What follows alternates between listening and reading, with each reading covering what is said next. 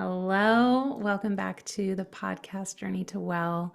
So today is such a special day. I actually am kind of at the place in my podcast where I don't personally reach out to too many people anymore. A lot of people reach out to me to come on my podcast. And I reached out to Devorah because I am so interested in what her business is, her perspectives. We're going to be talking a lot of energy work today. So I'm going to let you introduce yourself, but let me just give the brief introduction that Devorah is a holistic chiropractor. She is the owner of Marblehead Natural Healing. She's also a 1-4 sacral generator. So we have all of those introductions, all of the titles, but Devorah, I'm going to let you introduce yourself and say hello, and then we'll get into the incredible conversation of energy healing and neuro emotional technique and all of the things. Oh, great. Thank you so much for finding me and having me on your program. Oh, So I guess what I like people to know is that I have been practicing 41 years love in the it. state of Massachusetts. And my journey started in let's see, maybe 1979 when I met a chiropractor while I was on vacation. Hmm. And we started to have a conversation about menstrual cramps. Now, as you know, you could talk to a chiropractor about, back pain or neck pain or headaches, but she started explaining to me that, if your pelvis is misaligned, then your uterus is misaligned. And if your uterus is misaligned, it can cause cramps and clotting and things like that. And I was a sufferer. And so I was so inspired to go see her, and my menstrual cramps cleared up. And that, just that power of knowing that there is healing power within, and it wasn't like Excedrin headache number 28, if you remember that reference. Um, yeah, that inspired me to go to chiropractic school and to want to help other people. And of course, when I got to chiropractic school, I learned all different things about what that same adjustment did, but I never put it together. Like my hay fever went away, my constipation cleared up, my acne cleared up. So that was a big wow, that you didn't have to go to the chiropractor to complain about symptoms, but you just open the channels so your body can get well, and it just gets well. Hmm. So interesting to me, and talking about chiropractic care is something that I have just, it seems to be coming up repeatedly the past 5, 6 months for me. Um, and I have not had the pleasure of meeting a chiropractor that I feel well, here's my question. This is what I'll say. And what I'm really trying to like backstory is I had a bad experience with a chiropractor when I was a child, when I was in high school, I believe. It might have been middle school, but I believe it was high school. And all I remember is getting an adjustment, getting in the car and being like, something's wrong. My back really hurts. It doesn't feel better. And my mom was like, well, go back in and tell him that. So I went back in, told him that. He did a couple more things. And I remember that my back was still in a decent amount of pain. And then Mhm. fast forward to 2025, this year, I hurt my back again, which has kind of been a repeated thing throughout my life. And everyone says, go to the chiropractor, go to the chiropractor. So I go, and I have very mixed feelings about it. I personally don't think that it helped. It was a lot of cracking bones. And I've heard that there are different types of chiropractic care. So that is really my question is, some people respond very well to the bone cracking and others not? What is this other kind of chiropractic care that is like in the ether that I have not explored? Shed some light on that. Yeah, so we're taught like 20 different techniques when we go to school. Okay. And what I've experienced that we are a culture, I think, that is a high stress culture. Mm. So, And if you can imagine, like as a metaphor, like playing an instrument, say like a guitar, you wouldn't just play it, you would tune the strings mm, before you play. And some chiropractic adjustments are just like playing without tuning the strings, love it. where others are more like tuning, fine tuning the what we call the meningeal system, Mm, which really helps the autonomic nervous system relax mm, first. And I think if things are done in that kind of order, like a structural adjustment has the most power. But if you put a force into a system that's really high stress, I think that could potentially be a stress for some people. mm, And then there are other techniques that are not what we call cracking or that kind of adjusting techniques where we use different kinds of tools. I have something that it's called an arthrostim. It has a little, it's like a gun, or it sounds like a little woodpecker, and it just taps on the bone. So nothing is twisted or turned. It's just very direct in the direction that you need it to go. mm, And I think I love it, and my patients love it too. mm. That sounds a little, I think, yeah, it feels very aggressive for Hmm. me to have the bones cracking. Yeah, and I think just there's that psychological thing of like not liking that sound. Some people love Mm. it and some people just don't. And Hmm. Yeah, yeah, you yeah, have I definitely feel that. And yeah, I've met tons of people that are, swear by chiropractic. The cracking is my professional terminology. yeah. Um, but I think We some people crack eggs, just no, crack not eggs, bones. not egg cracking. Yeah. So yeah, I'm super interested to try the other modalities. One of the things that you and I talked about in our previous conversation was, and correct me if I'm wrong, I feel like this is something that you kind of named, but this neuro emotional technique. And let me give some backstory, and then I would love to hear. Um, I personally feel like I did not find you, that you found me somehow because some way I was reading some blogs and I ended up coming across a blog post that you had written perhaps a while ago. And it was kind of explaining how the position of your tailbone can really affect everything or a lot of things. And this is actually not neuro emotional technique, and I want to get there. But first, I want to get to, and I'm blanking on the term, but it's kind of like these emotions that we hold in our body, and that can be the trigger points of a lot of back issues, which is something that's very close to home for me. And I just remember reading your blog, and I was like, wow, this is just such a permission slip. I've never really heard this perspective in this way, although I will say I have a very holistic background. So this whole time I've had back issues, it's always been like, what emotionally is going on with you? And a lot of like processing grief for me is I think my emotion.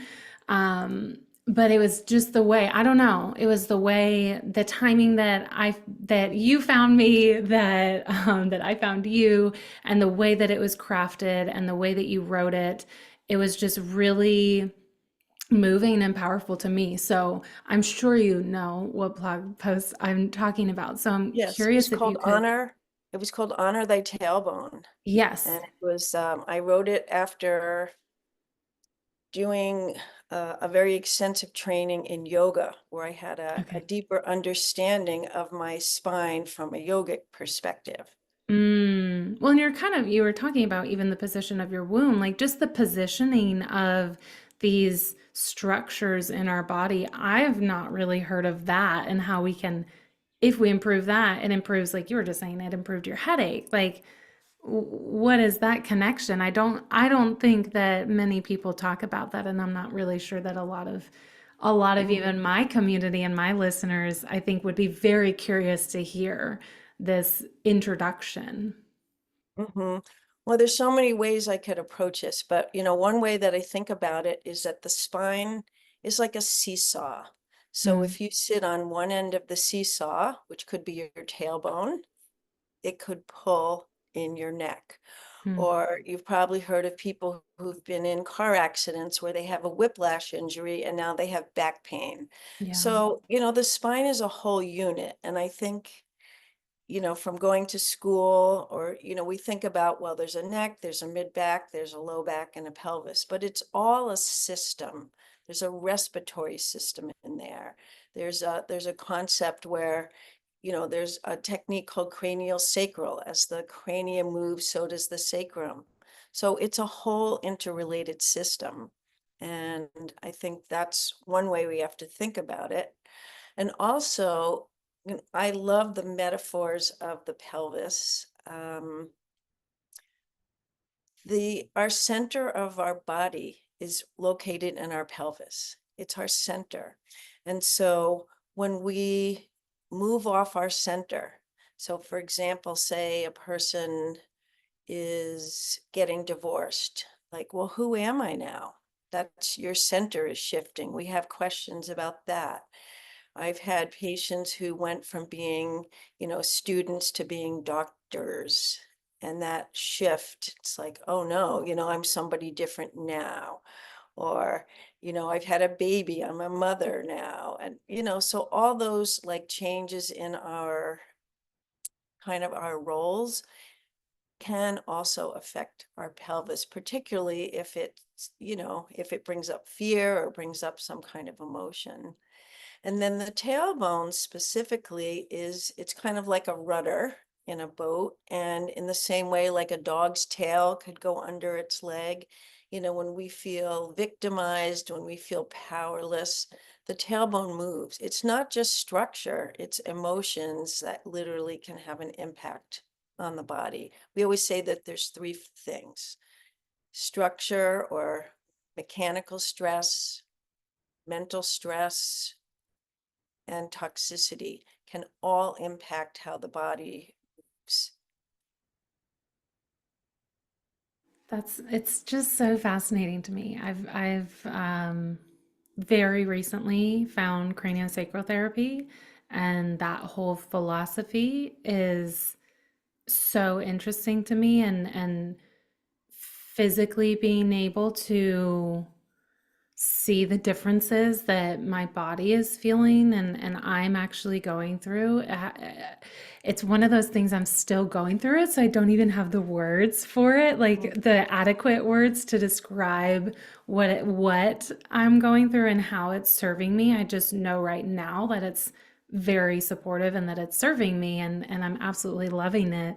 Um, but the connection, you said something, there's three parts. So there's the toxicity, there's the mechanical, and what was the last one?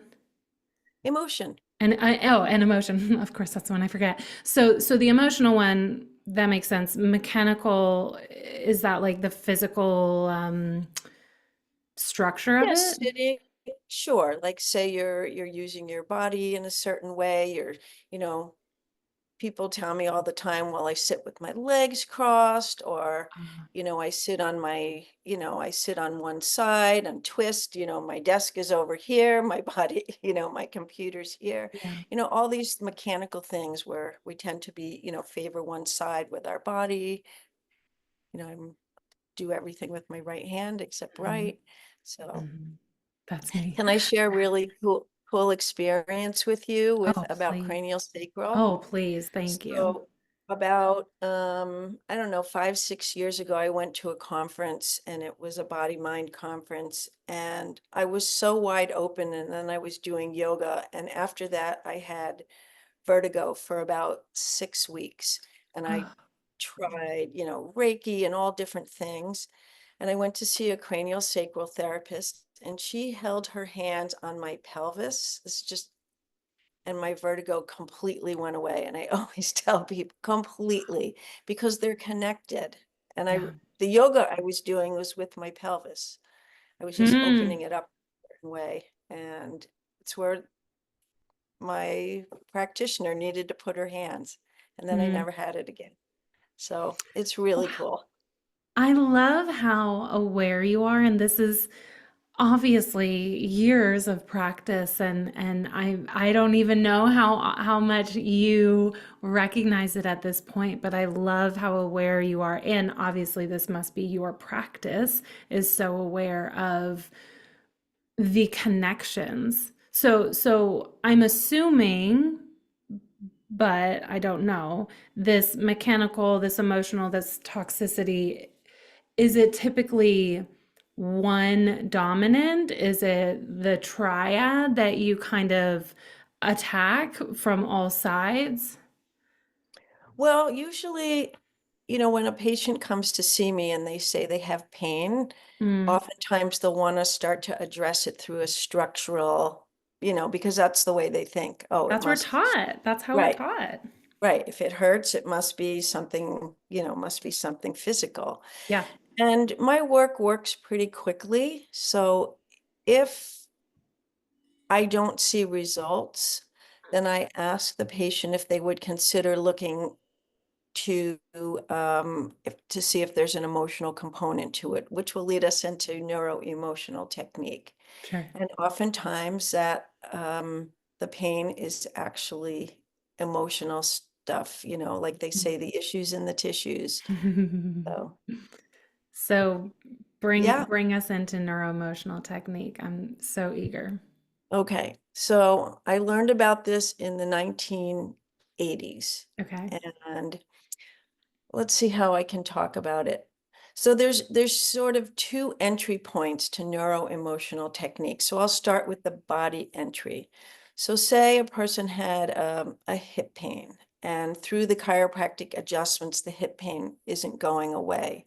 Mm. There's a very simple thing we can do to ask the body.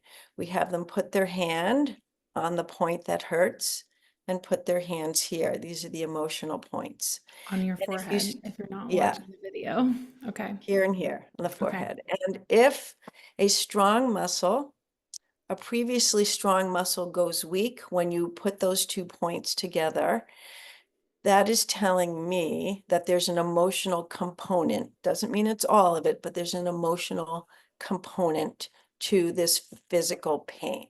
Mm. And so then we work through a flow chart. So we ask the body, I'm going to tell you exactly how I do it. Mm. We ask the body if it has to do with love, which could mean anyone you've ever loved or anyone who's ever loved you.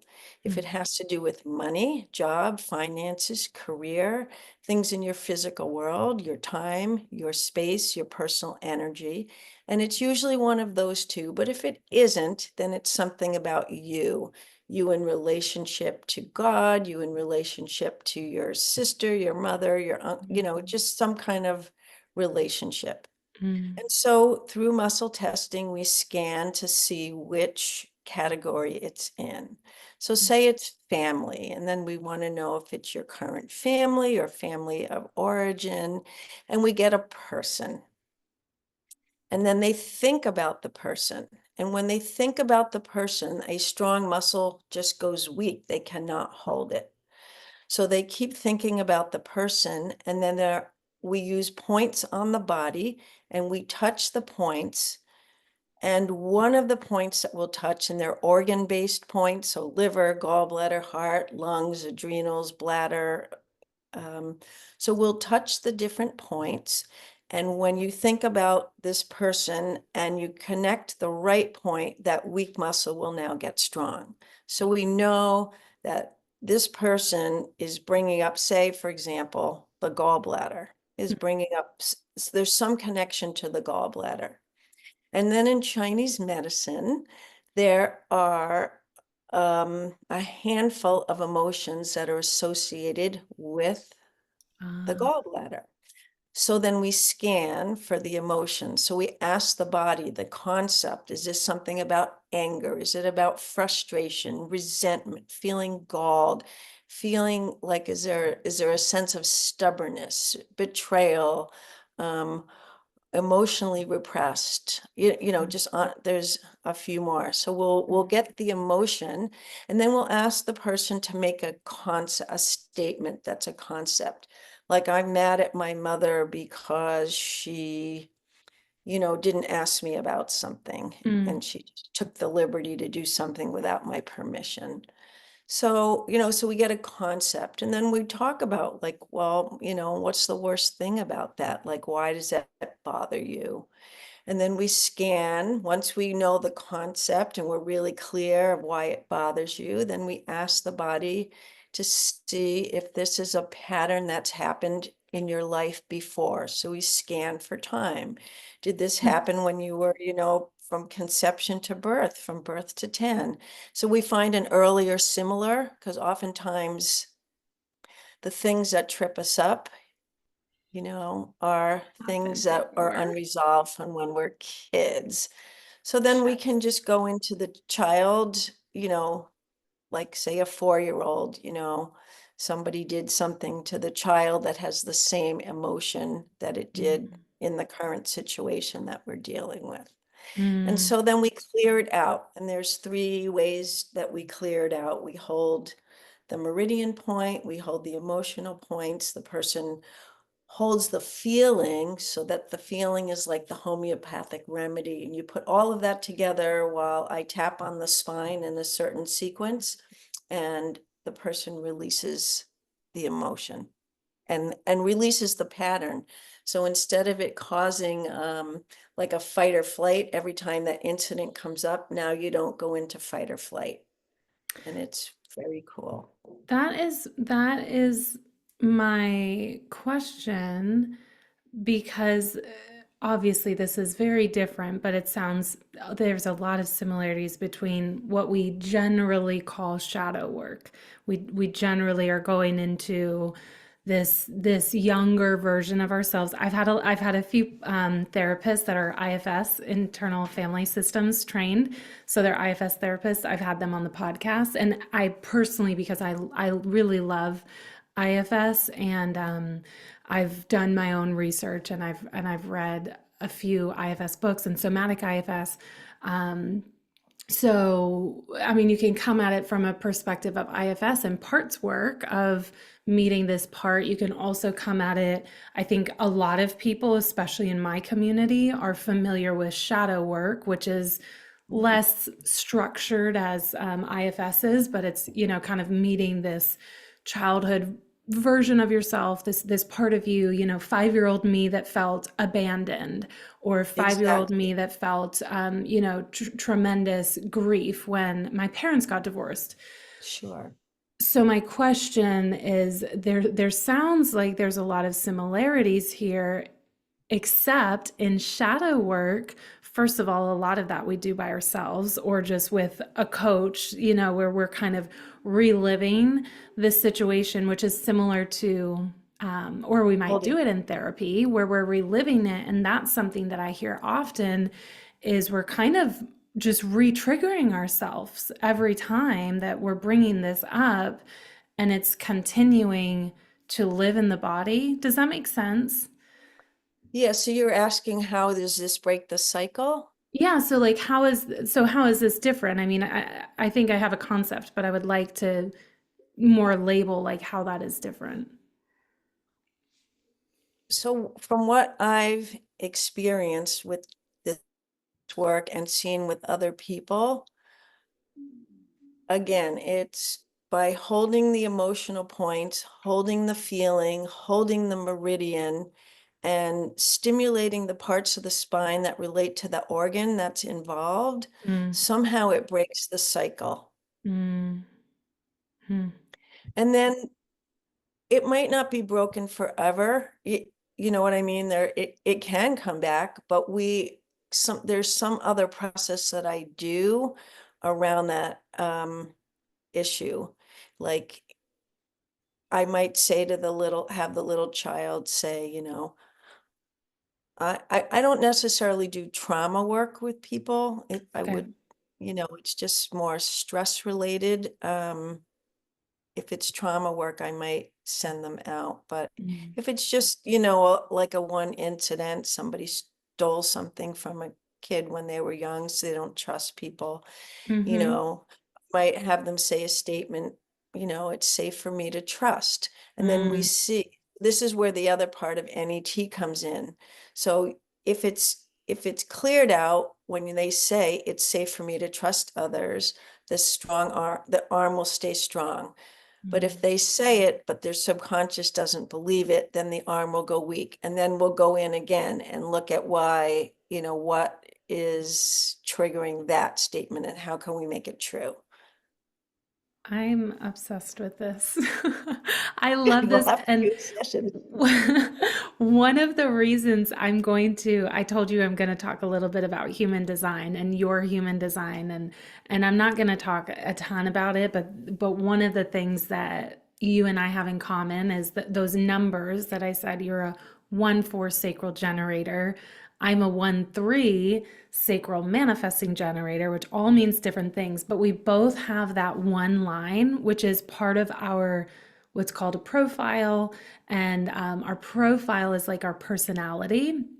So the one line in human design is the investigator, the researcher. So one of the reasons I will say that I know I'm so drawn to this is because the I would call it science. I'm sure other people would not call it science, but I'm going to call it science. The science behind it and the it's not just this conversation that I'm having in my head. Like I firmly believe, and I think a lot of my community does, that our bodies are always talking to us. And one of the things that I say is we need to learn the communication of our body because our body will not speak in words. Our body doesn't speak in English. We speak in English. Our brain speaks in English, but our body doesn't. And so sometimes our body will speak to us in pain, in sensations, like we might feel a gurgling in our tummy. We might feel like a really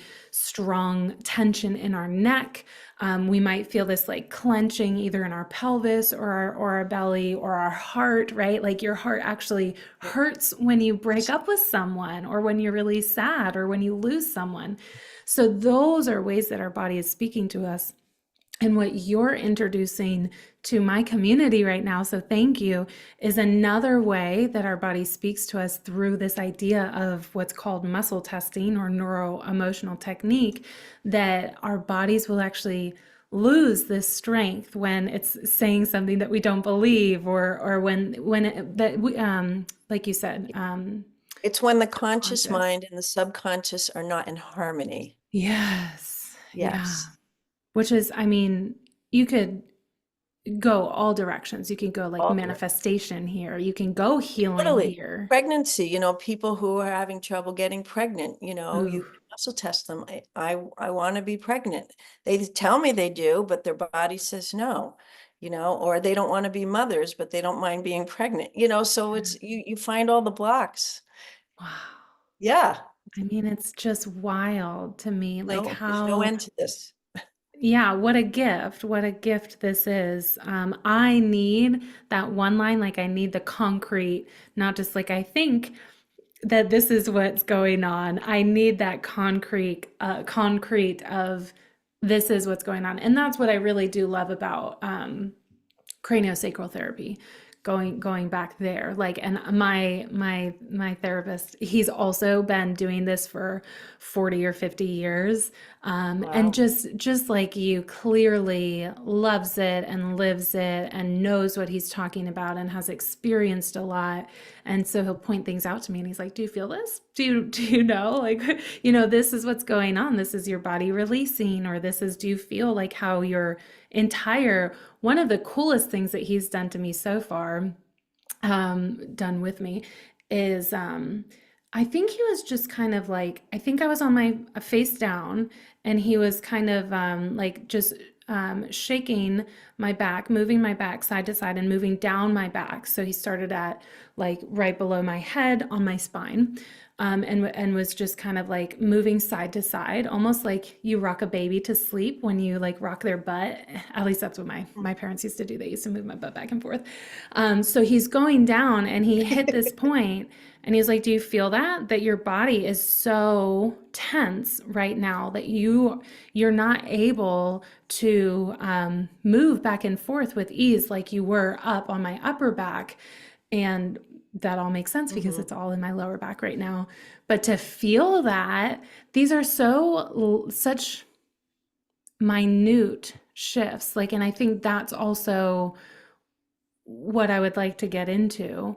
Um, going back to chiropractic care, right? Like we kind of live in a society where we need these big cracks or big, like, if you go get a massage, you want someone to like beat you up and really like dig into all of the muscles. And if it's something like homeopathy or craniosacral therapy, where it's really working with these very, I'm not finding the right word, but like light, like it's a light Subtle, touch. subtle. Subtle, thank you. Yeah. With these subtle modalities, you're not, um, sometimes I think that, well, this I'll ask it as a question. Do you find that a lot of people, a lot of your clients, or maybe just people in general, don't feel that it's effective because they don't, because it's so subtle, like these subtle shifts over this progression of time? Well, in terms of my chiropractic, it's not subtle. Okay. I don't do the subtle work. I don't feel like I'm the best deliverer of that Ah. system. So I had to find where I really found my sweet spot. And it Mm-hmm. is muscle testing. So I look at people's postures, I look at their gait. And, like if I have a golfer who comes in and is always just using one side, then, I'll find ways to balance the muscles through, Mm, which bones are out of place. If the muscle's weak, usually the opposite one is too tight. So I balance it. So I do see, people do see results and they can feel it right away, how they mm, stand in their body.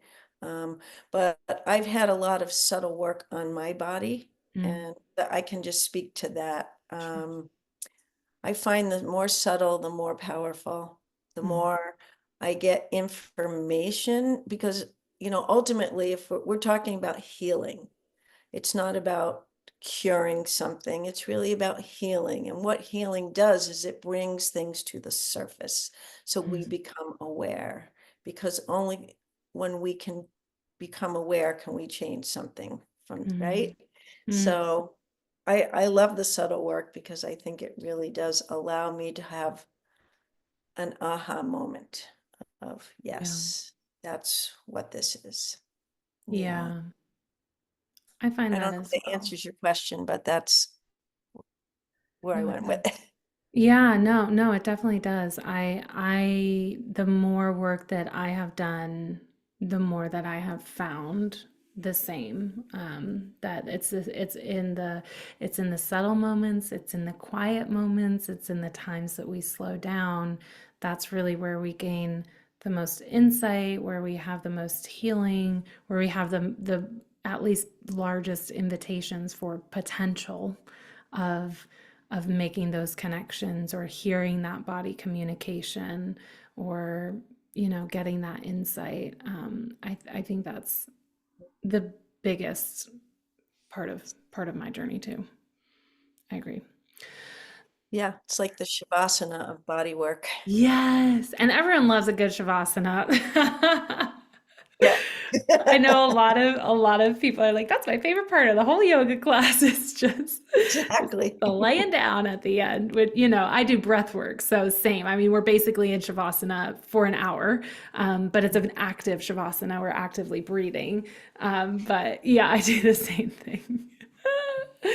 So I know that you and I have had conversations about coming on the podcast. So I really want to just open it up. If there's something that you were thinking as you're kind of preparing for this podcast, anything that you'd really like to touch on that you would love to share with the world that you've found is just super life changing or has been very effective for you or your clients.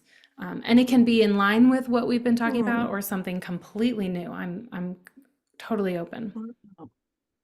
Well, I guess the first thing that comes to me is to just talk about the versatility of muscle testing. Oh, yeah.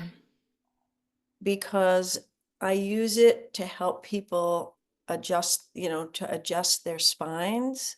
I use it to develop a nutrition protocol for people.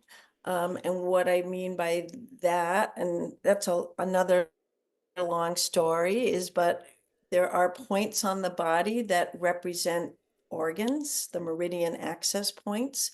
And again, if you muscle test an organ, say your thyroid, and it goes weak, Mm. then I use something called bioresonance testing, which are vials that have the energy fields of different, like foods, for example. So say I wanted to find out if somebody was sensitive to gluten or eggs or, chocolate, God forbid. Don't test me for that. No. I don't want to know. Um, right, exactly. So we could find out what organ, the organ that's weak, why it's weak. I usually test for foods, heavy metals, chemicals, scars on the body, like C-section scars, midline scars are often a big stressor to the body. People wouldn't even know that.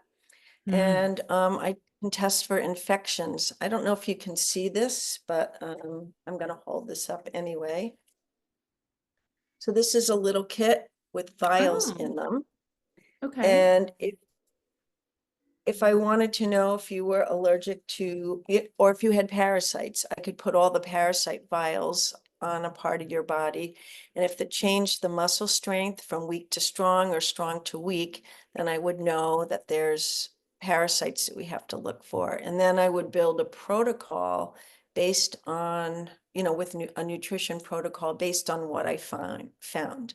Hmm. So Can I it's ask a very question? interesting. For Yes. I know the answer, but I'm realizing as you're talking, what does testing if your muscle is strong or weak, what does that actually look like? How do you do that? Is that something that the client does, or that's something that you do, and how can you tell? Okay, so I do it with a client. The client's usually lying on their back and they hold their arm up. And I want to say this, it's not a muscle strength test. I'm not Mm. looking for strength. A weak muscle has to do with function, a neurological function. Hmm. So say we start with what we call a strong lock in the muscle. And then I touch a point and say the muscle now gets weak. So I'm touching the patient's body part or they're touching it and I'm testing their muscle. Is that Hmm. clear? Mm-hmm. Okay. And so we look for changes in the muscle strength. And if a strong muscle, when I'm testing an organ, goes weak, I know to pay attention to that organ. The body is trying to tell me that there's something that needs attention here. And this is more subtle than blood tests. It's energy. Mm. Hmm. Very And interesting.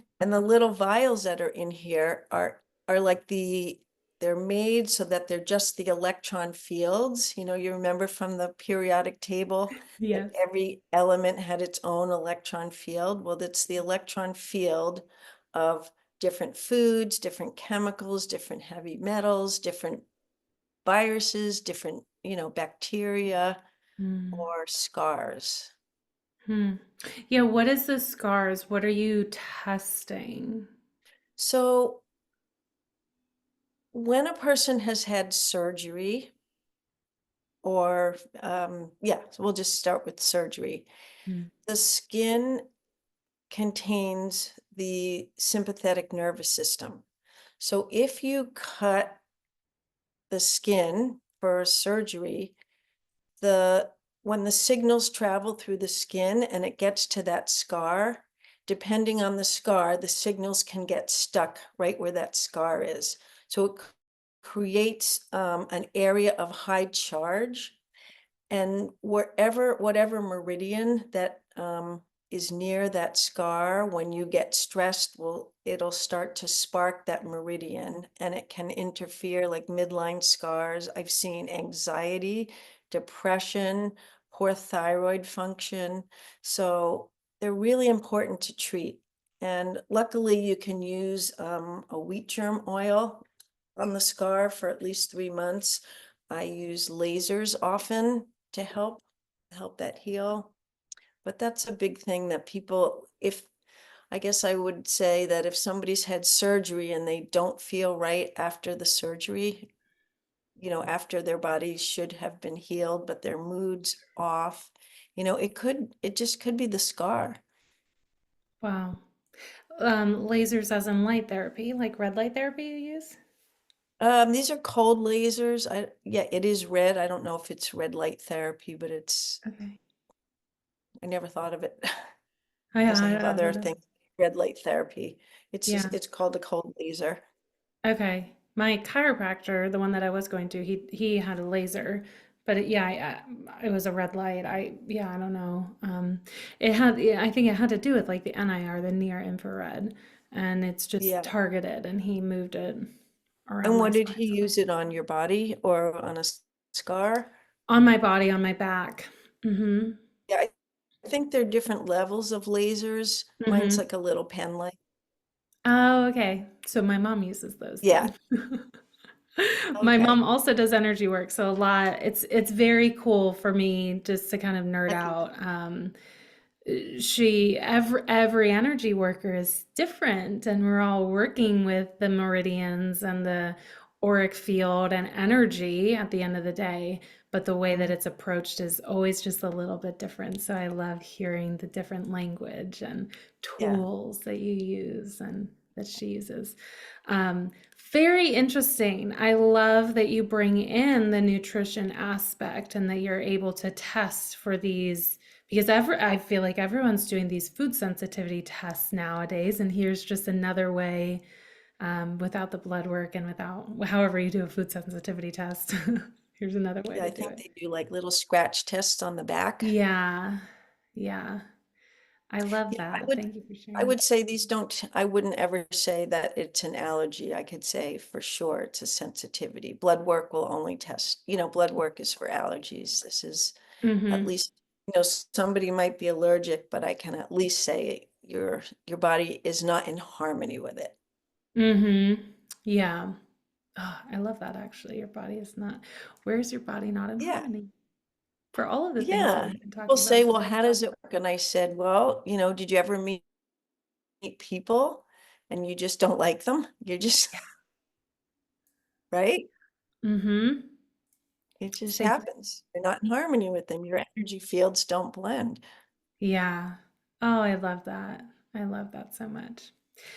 So I want to point out one more thing about your human design chart, and then I'm going to let you kind of share how people can get in contact with you and follow up, and then I have one more question. But your human design chart, we have all of these shapes in our human design chart. Your chart shows up with a picture, and the picture will look like a human body because actually human design pulls from astrology, the chakra system, the I Ching, the Kabbalah.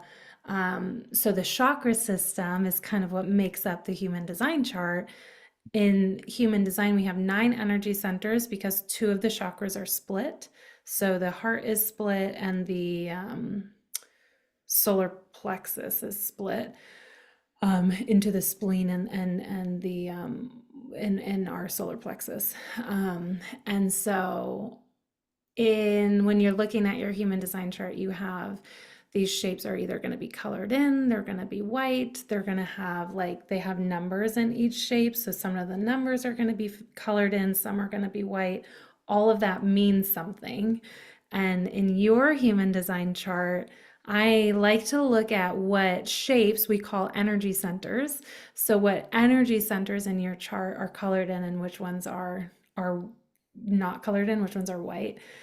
So you have what's called an open emotional center. So it's white, it has no colored in numbers. And I really like that. I wanted to point that out about your chart because in our human design, the emotional center is like the solar plexus. Think of the solar plexus chakra and how it holds like our emotional center. And this is our center of along with the spleen is our center of safety and being able to process emotions and feel other people's emotions. Typically, when we have an open emotional center, we feel other people's emotions pretty strongly. Versus if we have that center colored in, we would feel our own emotions very strongly. And of course, Uh-huh. we can always feel other people's emotions depending on how in tune you are, but you would more likely feel your emotions. Whereas if you have an open or undefined, you're going to feel other people's. Um, and so this is your only open center. You have other white centers that are technically called undefined. So your only open center is your emotional center, which is very cool to me because you work so much with emotions stored in the body and really looking at where that alignment is with our emotions and our mechanical structure and how our physical health is. Like, I assume that's the toxicity part. um so very cool. And like, I would say, and I'm curious how you feel looking at that chart. Like, I would say probably you feel other people's emotions pretty easily. Having an undefined spleen too, like that's our instinct, that's our safety, that's our also center for well-being. So being able to kind of tap into your client's energy that way, because it's almost like that doorway, that emotional doorway is more easily open to have their energy flow in and your energy kind of like this balance. I don't know if you're not watching the video, I'm moving my hands back and forth like a crazy person. But how does that resonate? Does that feel kind of aligned? Does it feel like totally misaligned? It does. And I think that I don't always do it through a kinesthetic sense. I Mm. think it's more a visual and an auditory. Like Mhm. I feel like my listening is a way that I can really hear what people are saying Yeah. and can look. I don't, I think feeling is is a little bit more challenging for me as a modality for connecting with people at Mm. first.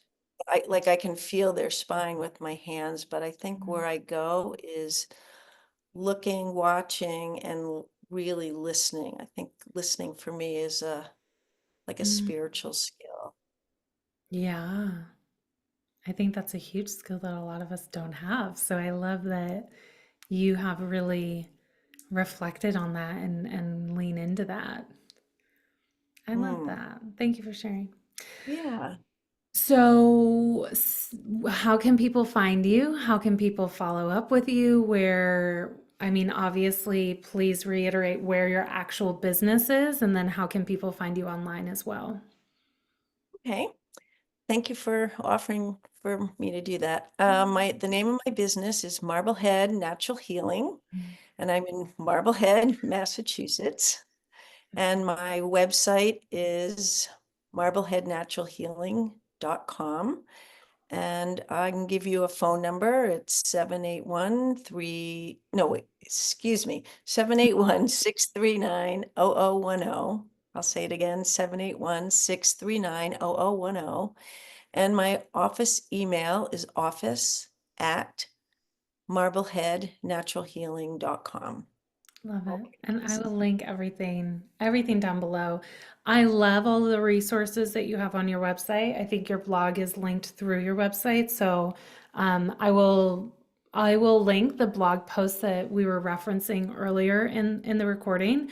But also I'll link the website so you can always go on the website and check out all of this information. And I know that you have a lot. I know that you have a lot in your office too. You have a sauna. Infrared Um, sauna and beamer therapy. Yep, that's, Very cool. yeah. Yeah. Awesome.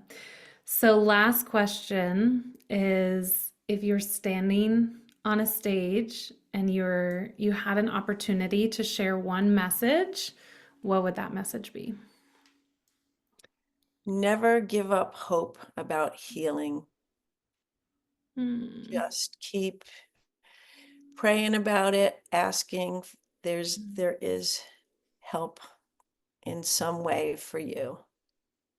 wow. It's so hard, right? We get very discouraged, especially if Mhm, we've tried different things that we just feel like haven't served us. I have known a lot of people that have kind of accepted, oh, this is just the way that I'm going to be for the rest of my life. mhm. It's hard. And I think the inner voices start kicking in, and there's Yeah. this negativity. And yeah, I just say never give up hope, even if it could take a lifetime. Mm. You know what I say too What's that? is everything that you've tried is leading you exactly where you are right now. So if you don't feel like it's helped you, kind of like there's a It's quote. not a waste. What? It's not wasted. Yeah, like there's a quote. I think it's Thomas Edison. Somebody asked him like after he tried whatever 995 ways to build a light bulb and he failed and somebody asked him like are you discouraged that you continually fail in discovering how to make this invention? And he said, no, I just learned 995 ways how not to make a light bulb. And then, on the Exactly. 996th time, he figured it out. And that's how I feel about healing too, is you've learned things and it's not wasted. You've learned No, something, whether you've learned this isn't the what's supporting me, or you've learned this little tidbit that then led you to Marblehead, that's right. natural healing. Like you learned these little pieces that lead you to exactly where you need to be in the moment that you need it.